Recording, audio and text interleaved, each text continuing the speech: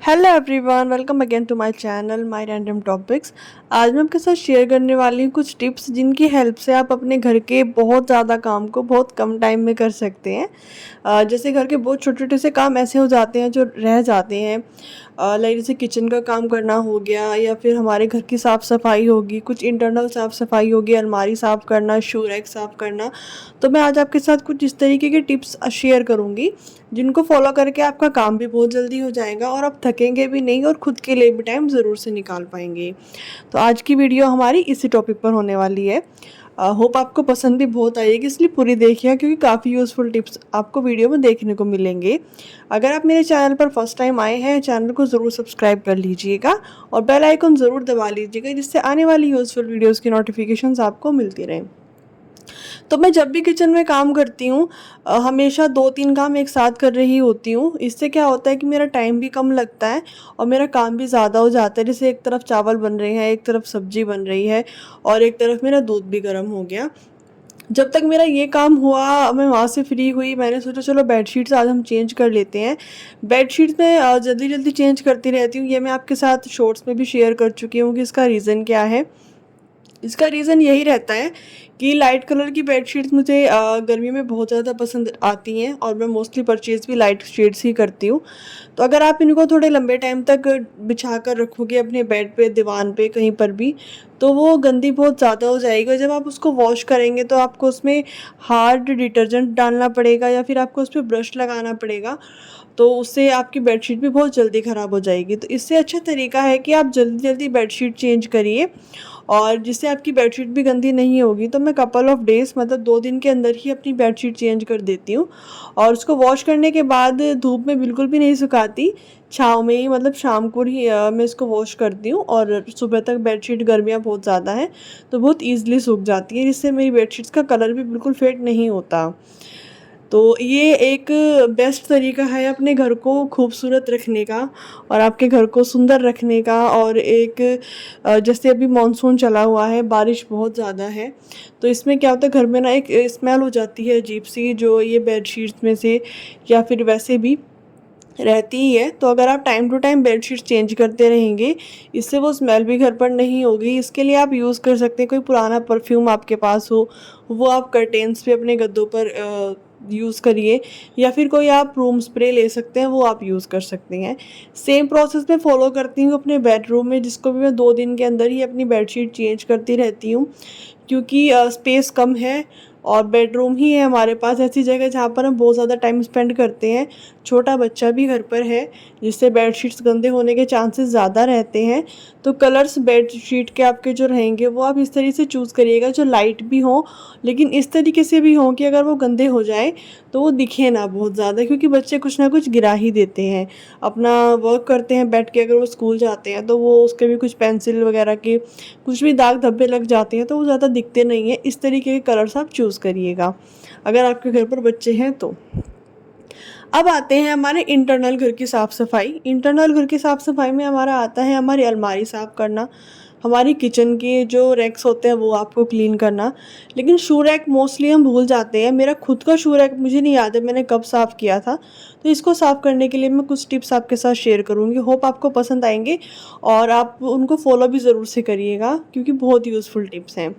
तो सबसे पहले तो मैं जो भी मेरे इसके अंदर चप्पल, जूते, जो भी कुछ रखा हुआ है, वो मैं निकाल लूँगी और उनको मैं रख लूँगी न्यूज़पेपर पे, क्योंकि नीचे से फर्श भी गंदा नहीं होना चाहिए। कुछ इस तरीके के शूज़ हमारे रैक में रखे होते हैं जो हमें बिल्कुल ध्यान ही नहीं रहते, जो हमारी विंटर्स कलेक्शन है, जिनका भी समर में कोई काम नहीं है, और लेकिन फिर भी अब वो हमारे शू रैक के अंदर ही रखे हैं और जिससे भीड़ बहुत ज़्यादा हो गई है और ऐसा लगता है कि अगर नए शूज़ या फिर नए कुछ भी हम परचेज़ करें तो वो रखेंगे कहाँ पर, तो इतनी स्पेस हमारी होती ही नहीं है। उसके बाद कुछ इस तरीके की जुत्तियाँ होती हैं, इस तरीके के चप्पल जूते हमारे होते हैं जो अभी टूट चुके हैं या फिर जिनको हम दोबारा बिल्कुल भी नहीं पहनने वाले, तो वो भी आप निकालिए बाहर, उनको थ्रो करिए या फिर किसी को दीजिए, जिससे आपकी स्पेस खाली हो और थोड़ा मेंटल प्रेशर कम रहे। मेंटल प्रेशर इसलिए इसमें आता है क्योंकि अगर इंटरनल घर हमारा गंदा रहेगा, वो चाहे आपकी अलमारी होगी, किचन होगी, तो आपको ना उसका प्रेशर रहता है माइंड में। आप अलमारी खोलोगे, अगर आपको कुछ साफ़ सुथरा ना लगे उसके अंदर, तो थोड़ा वो एक नेगेटिव इम्पैक्ट हमारे माइंड को डालता है। जो हम डायरेक्टली तो फ़ील नहीं कर पाते, बट इनडायरेक्टली हमें वो चीज़ ना बहुत अफेक्ट करती है। ये चीज़ आप प्रैक्टिकली फ़ॉलो करके देखिएगा, बहुत काम आएगी। सो मैंने ये कुछ न्यूज़पेपर बिछाए थे इसमें पहले अपने रैक में, बट इससे क्या होता था कि जब भी मैं कोई शूज़ वगैरह यहाँ पर रखती थी स्लिप हो जाते थे, जिससे जो उसका कॉर्नर एरिया है वो ख़राब होने का डर ज़्यादा रहता था। हुआ तो अभी तक बिल्कुल भी नहीं है ख़राब, बट हो सकता है कि हो जाता अगर मैं इसको टाइम टू टाइम क्लीन नहीं कर रही होती। तो सबसे पहले मैं इसको अच्छे से कर लूँगी क्लीन। इस पे जो भी डस्ट वगैरह हाँ लगी थी सब मैं अच्छे से क्लीन करने के बाद देन मैं इसको आगे जो मेरी प्रोसेस है वो मैं स्टार्ट करूँगी। इस तरीके से आप भी अपने शू रैक को क्लीन करिएगा। ये भी एक घर का ऐसा हिस्सा है जो हमें अच्छे से क्लीन करके अच्छे से मेंटेन करके रखना चाहिए। सो ये मेरे पास कुछ शीट्स हैं, मैं न्यूज़पेपर नहीं बिछाऊंगी। ये शीट है, मैंने अलमीरा मेकओवर किया था, उसका जो मैंने वॉलपेपर लगाया था तो उसमें से ही ये शीट निकली थी। काफ़ी मतलब मोटी है, जिससे मैं इसको उसमें लगाऊंगी तो काफ़ी अच्छा लुक भी अच्छा देगी एंड अच्छी भी लगेगी। अब इसके लिए आप कोई भी डीआईवाई कर सकते हैं, मतलब आपको ज़रूरी नहीं है कि आपको कोई स्पेशल शीट ही परचेज़ करनी पड़ेगी अपने इसके लिए। आप कोई न्यूज़पेपर लगा सकते हो या फिर घर पर अगर कुछ भी इस तरीके का रखा है आप उसको रीयूज़ कर सकते हैं, तो जिससे आपका काम भी हो जाए और आपका घर भी बिल्कुल साफ़ सुथरा रहे। तो मैं कुछ इस तरीके से ये शीट यूज़ करने वाली हूँ और इसको टेप की हेल्प से, मतलब जो सेलो टेप होती है उसकी हेल्प से इसका जो कॉर्नर एरिया है ना उसको चिपकाने वाली हूँ। इसके क्या बेनिफिट्स हैं? इसके बेनिफिट्स ये रहेंगे कि जब भी आप कोई शू रैक बहुत जल्दी में, मतलब कोई शूज़ वगैरह कोई जल्दी में निकालते हो, कोई कुछ भी आप जल्दी में निकालते हो, क्रॉक्स हो गए, शूज़ हो गए, स्लीपर्स हो गए, वो आपके जो शू रैक का कॉर्नर ए होता है ना स्लैब का, उस पर नहीं लगेंगे, जिससे आपका वो शू रैक का स्लैब का कॉर्नर ख़राब नहीं होगा। नहीं तो आपने देखा होगा कि बहुत सारे जो शू रैक हमारे पुराने होते हैं उनके स्लैब का ये कॉर्नर्स ख़राब हो जाते हैं, जिससे वो दिखने में बहुत ज़्यादा अनटाइडी लगते हैं और बिल्कुल भी अच्छा लुक उनका नहीं आता। ये करने से आपकी जो शू रैक है उसकी उम्र भी बढ़ जाएगी। जैसे पुराने बोलते थे कि ऐसे इसकी उम्र बढ़ जाएगी, तो ऐसा करने से इसकी उम्र भी बढ़ जाएगी और आपका घर भी और आपका जो शू रैक है वो काफ़ी मेंटेन लगेगा। और अगर आप इस तरीके से इसकी क्लीनिंग करते हैं, वो चाहे वीकली क्लीनिंग हो गई या फिर डीप क्लीनिंग डे, मैं तो रखती हूँ डीप क्लीनिंग डे, वो हो गया, उससे क्या होगा कि जो भी एक्स्ट्रा चीज़ें हैं वो सब बाहर आ जाएंगी और आपका जो शू रैक है या फिर कोई भी आप इंटरनल क्लीनिंग कर रहे हैं वो बहुत साफ़ सुथरा लगेगा।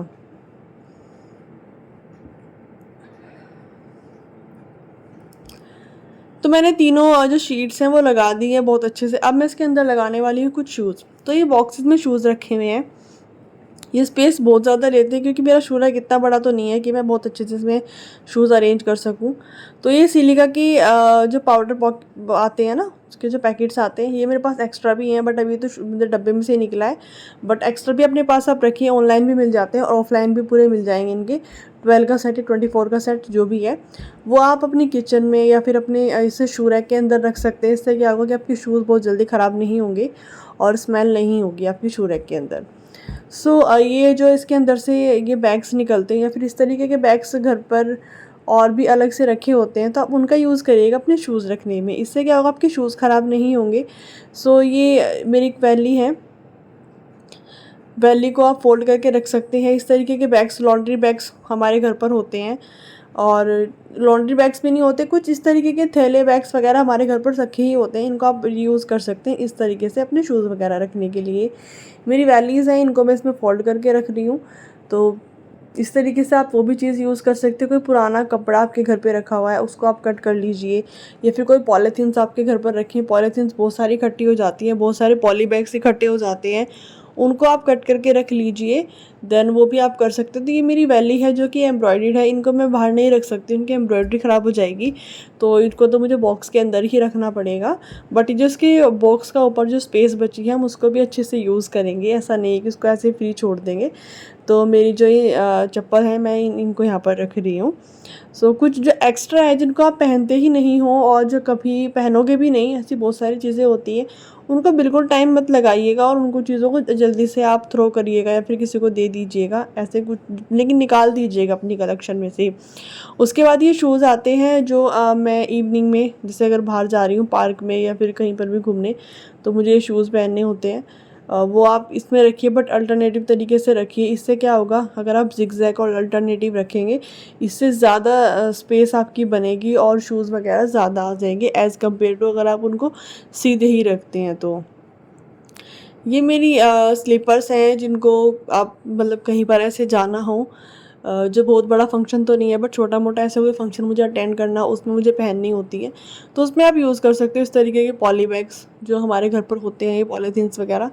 इनको यूज़ करके आप इनको अच्छे से अरेंज करके रख सकते हो, जिससे आपकी इनकी भी उम्र बढ़ जाएगी और लंबे टाइम तक ये ऐसे ही सही रहेंगी। उसके बाद ये कुछ स्लीपर्स हैं जो मैं घर पर यूज़ करती हूँ, वो मैं ऐसे ही रख रही हूँ इन थैलों के ऊपर। आप सोचो अगर यहाँ पर बॉक्सेस होते तो स्पेस कितनी कम होती और बिल्कुल ये सारी चीज़ें नहीं आने वाली थी। ये डुगू की शूज़ हैं और जो उसके स्कूल के शूज़ थे वो मैंने रख दिए हैं। बाकी जो शूज़ इसमें से निकले थे वो सभी उसको छोटे हो गए हैं, तो मैं उनको निकाल रही हूँ, उनको वापस से नहीं रखूँगी। ये डुगू की स्लीपर्स हैं जो मैं नीचे रख रही हूँ, वो उनको बहुत कम पहनता है, इसलिए उनको नीचे रख रही हूँ। जो चीज़ें मेरी ज़्यादा यूज़ होती हैं उनको मैं रख लूँगी ऊपर। इस तरीके से अपने शू रैक को आप मेंटेन कर सकते हैं और अरेंज करके रख सकते हैं। आप देखोगे कि जब आप दोबारा से इनको यूज़ करोगे तो वो कितना ज़्यादा आपको सुकून देगी। अब ये बॉक्सेस हैं, इनको फेंकना तो बिल्कुल भी समझदारी नहीं होगी, क्योंकि कुछ इस तरीके के शूज़ निकले हैं जो आगे विंटर्स में काम आएंगे। तो यहाँ पर जो भी समर कलेक्शन हमारी रखी है वो निकल कर ये यहाँ पर हम रख देंगे। तो मैंने दोनों चीज़ों को एक ही बॉक्स के अंदर अरेंज कर दिया है, क्योंकि बॉक्स बड़ा था एज़ कम्पेयर टू माई जूताज़। सो ये देखिए आप कितना अच्छा आप इसको लगोगे। अंदर आप इसको क्लीन कर दीजिए अच्छे से। क्लीन करने के बाद जब आप इसको खोलोगे या फिर कोई भी इसको खोलेगा तो एक मेंटेन लगेगा काफ़ी। और जब चीज़ें मेंटेन रहती हैं तो मेंटली प्रेशर तो बिल्कुल रहता ही नहीं है घर के काम करने का या फिर साफ़ सफाई करने का। और अब आप देखिए कितना अच्छे से मेंटेन सब चीज़ें हो गई हैं।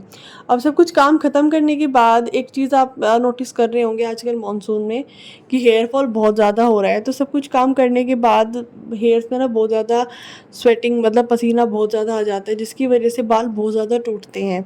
तो कोशिश करिएगा कि जब भी आप सब कुछ काम करके फ्री हो तो अपने बालों को अच्छे से आप सुखाएँ, हवा दें इन बालों को ना।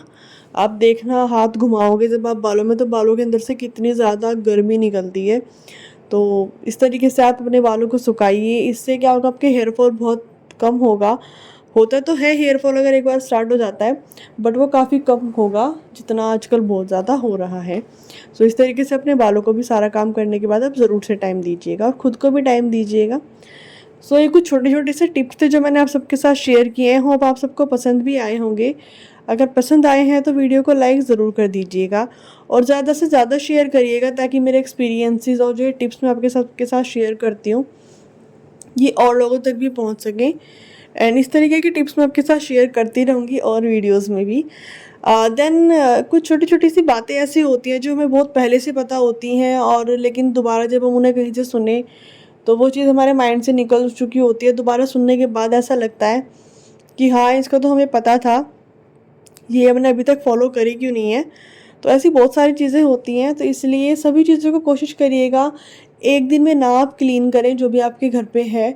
आप डे टू डे उनको डिवाइड कर लीजिए कि इस दिन मेरे को ये करना है। 7 दिन का पूरा टाइम होता है, उसमें से एक दिन तो आप बिल्कुल फ्री रहिएगा कि आपको कुछ नहीं करना है। बट जितने भी बाकी वो 6 दिन मिलते हैं उसमें आप घर का एक एक कॉर्नर पकड़ लीजिए।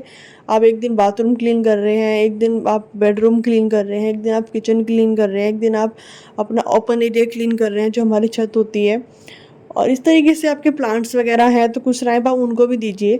अगर आप इस तरीके से करेंगे ना तो आपका घर बिल्कुल चारों तरफ से अच्छे से साफ़ सुथरा रहेगा। ऐसा बिल्कुल नहीं लगेगा कि कोई भी कॉर्नर आपका घर का गंदा है।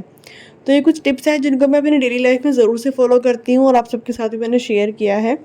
और पीछे आप देख रहे हो ऑयल की बॉटल रखी है, दैट मीन्स कि ऑयलिंग वीडियो बहुत जल्दी आने वाली है। मुझे किसी ने कमेंट किया था तो उनके लिए मैं वो वीडियो बना रही हूँ। होप वो वीडियो भी आप अच्छे से एंजॉय करेंगे। तो चलिए मिलते हैं नेक्स्ट वीडियो में कोई और अच्छे से कंटेंट के साथ और अच्छी सी वीडियो के साथ। तब तक वीडियोस देखते रहिएगा और इन्जॉय करते रहिएगा। सो मिलते हैं नेक्स्ट वीडियो में। Bye bye, take care, Radhe Radhe. और मुझे इंस्टाग्राम पर भी आप सब ज़रूर से फॉलो कर लीजिएगा। मेरा इंस्टाग्राम हैंडल भी है माय रैंडम टॉपिक्स, जिसका लिंक आपको डिस्क्रिप्शन में मिल जाएगा। और शॉर्ट्स वीडियो ज़रूर से देख लीजिएगा, क्योंकि शॉर्ट्स वीडियो में डेली अपलोड करती रहती हूँ और काफ़ी कुछ नया ट्राई करती रहती हूँ जो चीज़ें आप तक पहुँच सके। आजकल पेरेंटिंग टिप्स भी मैं ज़्यादा शेयर कर रही हूँ तो देख लीजिएगा।